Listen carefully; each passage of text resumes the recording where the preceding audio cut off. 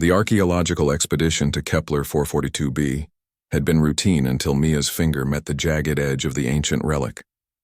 She hissed in pain, watching a bead of blood well up from the cut, but instead of the expected crimson, the droplet shimmered an iridescent purple under the alien sun. Leo's eyes widened behind his helmet visor. "Mia, your blood—" Before he could finish, the ground trembled. The crystalline structures surrounding the excavation site began to pulse with the same purple luminescence. The Valorian guides who had been cataloging artifacts nearby froze, their 6 eyes dilating in unison. Then as one, they dropped to their knees. "Blessed Inheritor," the lead Valorian Thexkar whispered in their melodic language, his translator barely keeping up. The prophecy was true. The children of the Violet Star have returned. Mia pressed her bleeding finger against her suit, confusion painted across her face. "What are you talking about?" "It's just blood. Some kind of atmospheric reaction, maybe."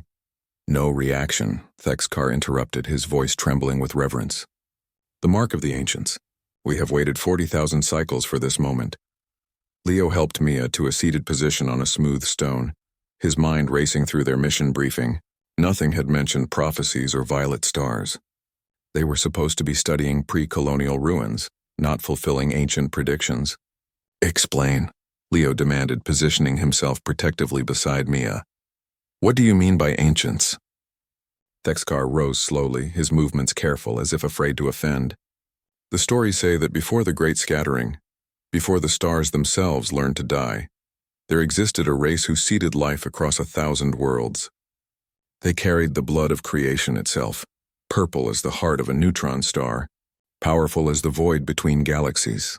Another Valorian, smaller and younger, added, "They vanished eons ago, leaving only relics and promises. It was said they would return when the universe needed them most, wearing different faces, but carrying the same sacred blood." Mia exchanged glances with Leo. Her hand had stopped bleeding, but the purple stain remained visible through her suit's transparent medical patch. "This is insane. Humans are from Earth. We evolved from primates, not ancient star gods." "May I?"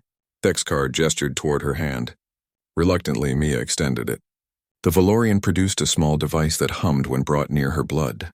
The display showed cascading symbols that meant nothing to the humans but caused every alien present to gasp. "The genetic signature matches the Codex of Origins," Thexkar breathed. "Your species carries the dormant markers, yes, but you, Mia of Earth, carry them active, awakened. You are what we call a resonant, one whose blood remembers what your species has forgotten." Leo's scientific mind rebelled against the mysticism, but he couldn't deny what they were witnessing. The entire archaeological site had transformed. Structures that appeared dead for millennia now glowed with that same purple light, responding to Mia's presence like flowers turning toward the sun. "If this is true," Mia said slowly, "then what does it mean? What am I supposed to do?" Thexkar's expression became grave. "The ancients left safeguards throughout the galaxy. Weapons, knowledge, doorways to realms beyond comprehension, all locked behind barriers that only their blood could open. For 40,000 cycles, the younger races have struggled, fought, killed each other over scraps of technology we cannot fully use. But now you can," Leo understood, the implications hitting him like a physical force. "Now we can," Thexkar confirmed. "But more importantly, there are threats sealed away, horrors the ancients imprisoned because even they could not destroy them. Those seals are failing. We have detected the degradation for the last 1,000 cycles. Without a resonant to reinforce them." He didn't need to finish. Mia looked at her purple-stained finger, then at Leo. "My whole life I've been ordinary, a grad student digging in the dirt on alien worlds hoping to make tenure someday. And now you're telling me I'm the key to saving the galaxy from ancient cosmic horrors?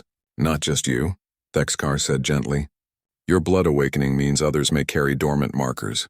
Humanity may be the lost children of the ancients, scattered and changed by time, but still carrying the spark of creation." Leo placed a hand on Mia's shoulder. "You don't have to decide anything right now."